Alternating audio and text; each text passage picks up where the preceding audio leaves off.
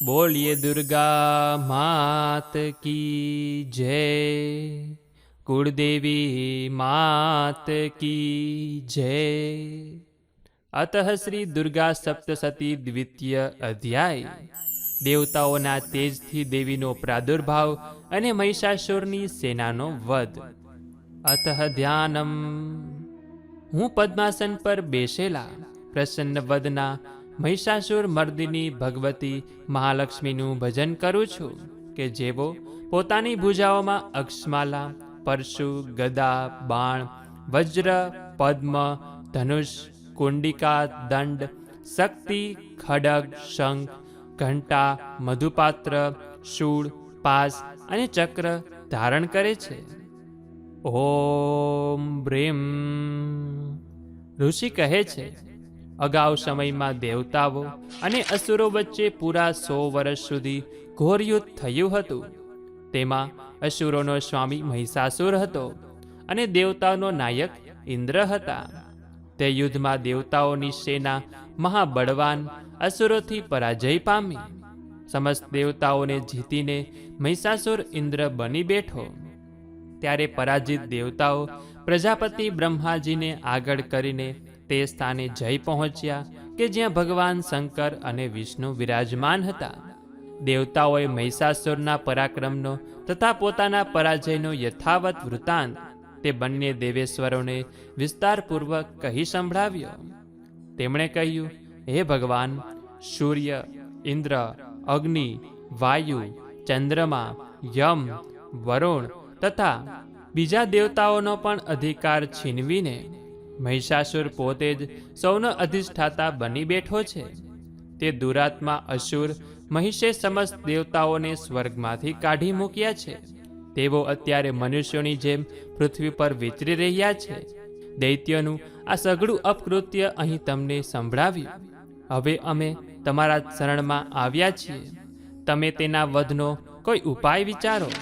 આ પ્રમાણેના દેવતાઓના વચન સાંભળીને ભગવાન વિષ્ણુ અને શિવે દૈત્યો પણ ઘણો ક્રોધ કર્યો.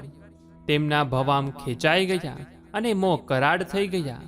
ત્યારે અત્યંત ક્રોધે ભરાયેલા ચક્રપાણી શ્રી વિષ્ણુના મુખમાંથી એક મહાન તેજ પ્રગટ થયું. આ જ પ્રમાણે બ્રહ્મા, શંકર તથા ઇન્દ્ર વગેરે અન્ય બીજા દેવતાઓના શરીરમાંથી પણ ઘણું પ્રબળ તેજ નીકળ્યું. તે બધા તેજ મળીને એક તેજ બની ગયું અને મહાન તેજનો તે પુંજ જાજવલ્યમાન પર્વત જેવો હતો. દેવતાઓએ જોયું કે ત્યાં તેની જ્વાળાઓ સમસ્ત દિશાઓમાં વ્યાપી વળતી હતી. સમસ્ત દેવતાઓના શરીરમાંથી પ્રગટેલું તે તેજ અતુલનીય હતું. એકત્રિત થવાથી તે એક સ્ત્રી રૂપમાં પરિણમ્યું અને તે પોતાના પ્રકાશથી ત્રણેય લોકોમાં વ્યાપી વળ્યું. ભગવાન શંકરનું જે તેજ હતું તેનાથી તે દેવીનું મુખ પ્રગટ થયું.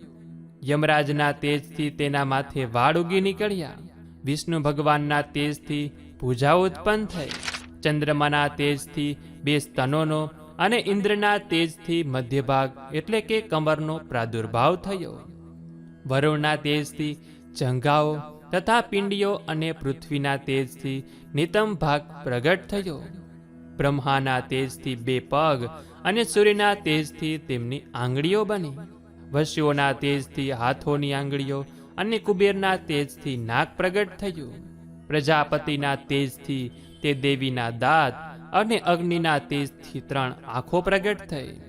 સંધ્યાના તેજથી તેમના ભવામ અને વાયુના તેજથી કાન ઉત્પન્ન થયા.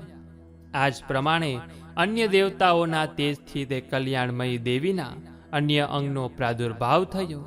ત્યારબાદ સમસ્ત દેવતાઓના તેજપુંજથી પ્રગટેલા તે દેવીને જોઈને મહિષાસુરથી ત્રસ્ત બનેલા દેવતાઓ ઘણા પ્રસન્ન થયા.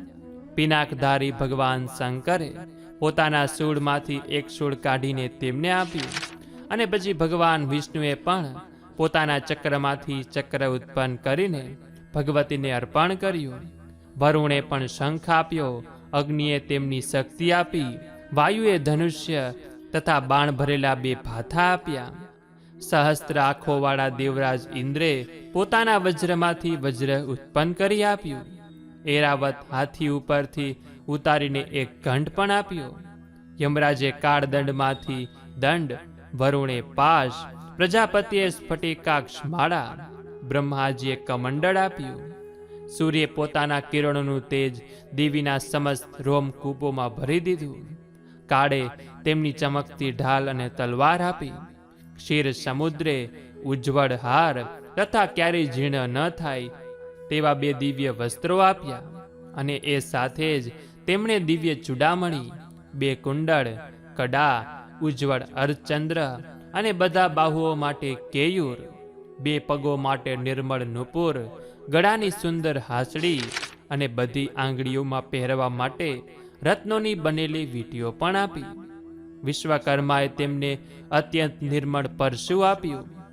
એ સાથે જ અનેક પ્રકારના અસ્ત્રો તથા અભેદ્ય કવચ પણ આપ્યા. આ ઉપરાંત માથા અને વક્ષસ્થળ પર પહેરવા માટે ક્યારેય નહીં કરમાતા કમળોની માળાઓ પણ આપી. જલધિએ તેમને સુંદર કમળ પુષ્પ આપ્યું. હિમાલય સવારી માટે સિંહ અને જાત જાતના રત્નો આપ્યા. ધનાધિપતિ કુબેરે મધ્ય ભરેલું પાનપાત્ર આપ્યું. અને સમસ્ત નાગોના રાજા શેષ કે જેઓ આ પૃથ્વીને ધારણ કરે છે તેમણે બહુમૂલ્ય મણિઓથી શોભતો નાગહાર આપ્યો. આ જ પ્રમાણે અન્ય દેવતાઓએ પણ આભૂષણો અને અસ્ત્રો શસ્ત્રો આપીને દેવીનું સન્માન કર્યું. ત્યારબાદ તેમણે વારંવાર અટ્ટહાસ્ય કરતા મોટા અવાજે ગર્જના કરી. તેમના ભયંકર અવાજથી સઘળું આકાશ ગુંજી ઉઠ્યું. દેવી અત્યંત મોટા અવાજે કરેલી તે સિંહ ગર્જના ક્યાંય સમાઈ શકી નહીં. તેની આગળ આકાશ નાનું લાગવા માંડ્યું. તેનો અત્યંત પ્રબળ પ્રતિધ્વનિ પડઘો પડ્યો કે જેનાથી સમગ્ર વિશ્વમાં હલચલ મચી ગઈ અને સમુદ્રો કંપી ઉઠ્યા. પૃથ્વી ડોલવા લાગી અને બધા પર્વતો હલવા લાગ્યા. તે સમયે દેવતાઓએ અત્યંત પ્રસન્નપૂર્વક સિંહવાહિની દેવી ભવાનીને કહ્યું, દેવી તમારો જય થાવ. એ સાથે જ મહર્ષિઓએ વિનમ્ર થઈને ભક્તિભાવપૂર્વક તેમની સ્તુતિ કરી. ત્યારે સમસ્ત 3 લોકોને ખળબળી ઉઠેલા જોઈને દૈત્યો પોતાની સમસ્ત સેનાને કવચ વગેરેથી સુસજ્જ કરીને હાથોમાં હથિયાર લઈને એકાએક ઊભા થઈ ગયા. તે સમયે મહિષાસુર અત્યંત ક્રોધિત થઈને બોલ્યો કે આ શું થઈ રહ્યું છે? પછી સમસ્ત અસુરોથી ઘેરાયેલો તે સિંહ ગર્જનાને લક્ષ્ય ધરીને ધસ્યો.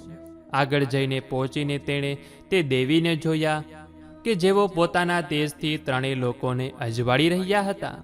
તેમના ચરણોના ભારથી પૃથ્વી દબાઈ જઈ રહી હતી. માથા પરના મુગટથી આકાશમાં તેજરેખા અંકાઈ રહી હતી.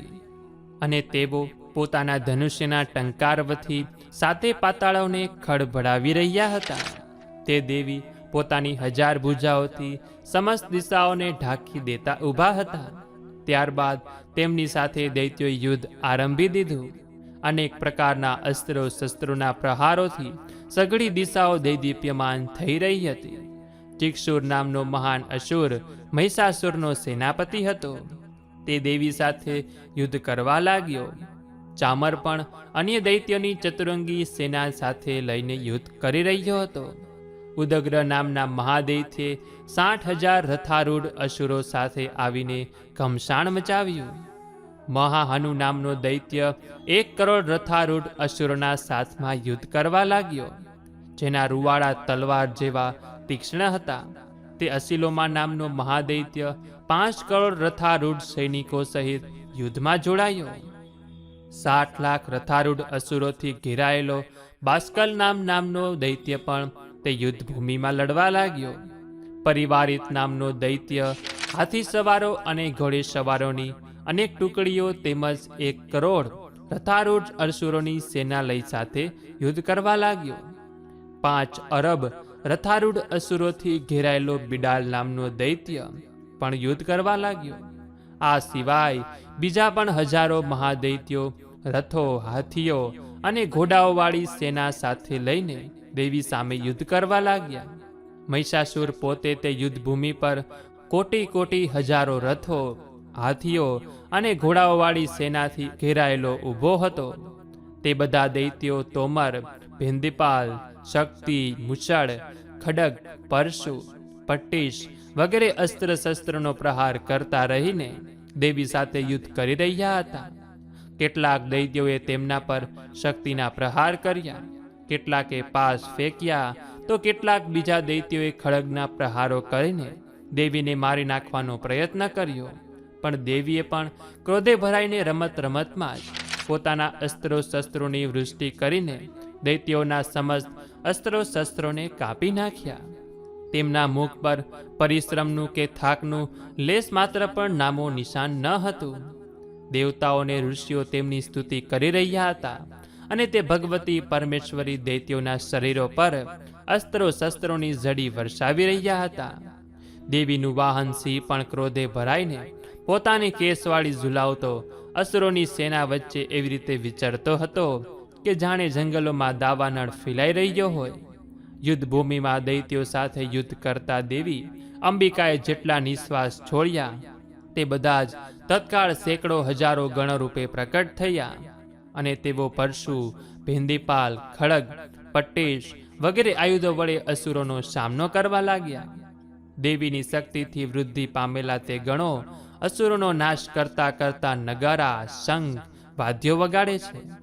તે સંગામ રૂપે મહોત્સવમાં કેટલાય ગણો મૃદંગ વગાડી રહ્યા હતા અને ત્યારબાદ દેવીએ ત્રિશુલ, ગદા અને શક્તિની વર્ષા કરીને ખડગ વગેરે આયુધોથી સેંકડો મહાદૈત્યોનો સંહાર કર્યો.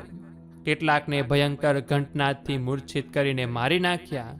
ઘણા બધા દૈત્યોને પાસથી બાંધીને ધરતી પર ઘસેડ્યા. કેટલાય દૈત્યો તેમની તીક્ષ્ણ તલવારના પ્રહારથી બબે ટુકડા થઈ ગયા. કેટલાય ગદા પ્રહારથી ઘાયલ થઈને ધરતી પર સૂઈ ગયા.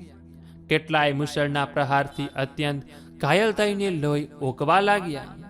કેટલાક દૈત્યો સૂળથી છાતી ફાટી જવાને કારણે ધરતી પર ઢગલો થઈ પડ્યા. તે રણભૂમિમાં બાણોના સમૂહની વર્ષાથી કેટલાય અસુરોની કમર તૂટી ગઈ. બાજ પક્ષીની જેમ ઝપટ મારનારા દેવોને ત્રાસ આપતા દૈત્યો પોતાના પ્રાણ છોડવા લાગ્યા. કેટલાયના હાથ છિન્નભિન્ન થઈ ગયા, કેટલાયની ગરદન કપાઈ ગઈ, કેટલાય દૈત્યોના માથા કપાઈને પડવા લાગ્યા. કેટલાય અસુરોના શરીર મધ્ય ભાગે ચીરાઈ ગયા. કેટલાય મહાદૈત્યો જંઘાઓ કપાઈ જવાથી પૃથ્વી પર ઢળી પડ્યા. કેટલાયને દેવીને એક હાથવાળા, એક પગવાળા અને એક આંખવાળા કરીને બબે ટુકડાઓમાં વહેરી નાખ્યા. કેટલાય દૈત્યો માથા કપાઈ જવા છતાં પણ પડેલા ફરી ઊભા થઈ જતા હતા અને માત્ર ધડના રૂપમાં જ સારા સારા આયુધો હાથમાં લઈને દેવી સાથે યુદ્ધ કરવા લાગતા હતા. બીજા માથા વિનાના શરીરો યુદ્ધવાદ્યોના લયમાં નાચતા હતા. કેટલાય માથા વગરના ધડ હાથોમાં ખડગ, શક્તિ અને વૃષ્ટિ લીધેલા દોડતા હતા તથા અન્ય બીજા મહાદૈત્યો થોભો, ઊભા રહો એમ કહેતા દેવીને યુદ્ધ માટે પડકારતા હતા. જ્યાં આ ભયંકર યુદ્ધ થઈ રહ્યું હતું ત્યાંની ધરતી દેવીએ નષ્ટ કરેલા રથો, હાથીઓ, ઘોડાઓ તેમજ અસુરોની લાશોથી એવી પથરાઈ ગઈ હતી કે ત્યાં ચાલવું પણ ફરવું અસંભવ બની ગયું હતું. દૈત્યોની સેનામાં હાથીઓ, ઘોડાઓ અને અસુરોના શરીરોમાંથી એટલા વધુ પ્રમાણમાં રક્તપાત થઈ રહ્યો હતો કે થોડી જ વારમાં ત્યાં લોહીની મોટી મોટી નદીઓ વહેવા લાગી. જગદંબાએ અસુરોની વિશાળ સેનાનો ક્ષણભરમાં નાશ કરી દીધો. બરાબર એવી જ રીતે કે જેમ ઘાસ અને લાકડાના મોટા ઢગલાને આગ થોડી ક્ષણોમાં ભસ્મ કરી નાખે છે અને તે સિંહ પણ પોતાની કેશવાળી ઝુલાવીને પોતે જોર જોરથી ગર્જના કરતો રહીને દૈત્યોના શરીરોમાંથી જાણે તેમના પ્રાણ વીણતો રહેતો હતો. ત્યાં દેવીના ગણોએ પણ તે મહાદૈત્યોની સાથે એવું યુદ્ધ કર્યું કે જેનાથી આકાશમાં ઉભેલા દેવતાઓ તેમના પર ઘણા સંતુષ્ટ થયા અને પુષ્પવૃષ્ટિ કરવા લાગ્યા. ઇતિ શ્રી માર્કંડેય પુરાણમાં સાર્વણિક મન્વંતર કથા અંતર્ગત દેવી મહાત્મયમાંનો મહિષાસુર સૈન્યવત નામનો બીજો અધ્યાય સમાપ્ત. તો બોલીએ દુર્ગા માત કી જય, કુળદેવી માત કી જય. તો મિત્રો, આજના આ વિડીયોમાં આપણે દુર્ગા સપ્તશતી માનો બીજો અધ્યાય સાંભળ્યો કે જેમાં આપણે દૈત્ય ભૈસાસુર સૈન્યનો વધ દેવી દુર્ગાએ કેવી રીતે કર્યો, તેમજ આ દુર્ગા માતાનો ઉત્પન્ન કેવી રીતે થયું અને તેનામાં કેવી રીતે શક્તિનો સંચાર થયો તેના વિશે આપણે સાંભળ્યું. તો આવી જ રીતે આપણે નિત્ય દુર્ગા સપ્તશતીના અન્ય અધ્યાય પણ સાંભળીશું. તો આપ તે દરેક અધ્યાય આ નવરાત્રિ દરમિયાન સાંભળજો. તો મિત્રો, વિડીયો પસંદ આવ્યો હોય તો વિડીયોને એક લાઇક જરૂરથી કરજો. અમારી ચેનલમાં નવા હોય તો અમારી ચેનલને સબસ્ક્રાઈબ કરજો, કે જેથી કરીને આવા જ વિડીયો આપ સૌ લોકોને મળતા રહે. અને આપના મિત્રો સાથે પણ આ દરેક વિડીયો શેર કરજો, કે જેથી કરીને આ નવરાત્રિમાં તે લોકો પણ આ દુર્ગા સપ્તશતી સાંભળી શકે. તો આ સાથે હવે મને રજા આપો. મળીશું ફરીથી એક નવા વિડીયોમાં. ત્યાં સુધી આપ સૌ લોકોને અમારી ચેનલના જય શ્રી કૃષ્ણ. ધન્યવાદ. મારી સાથે જોડાઈ રહેવા બદલ આપ સૌ લોકોનો ખૂબ ખૂબ આભાર.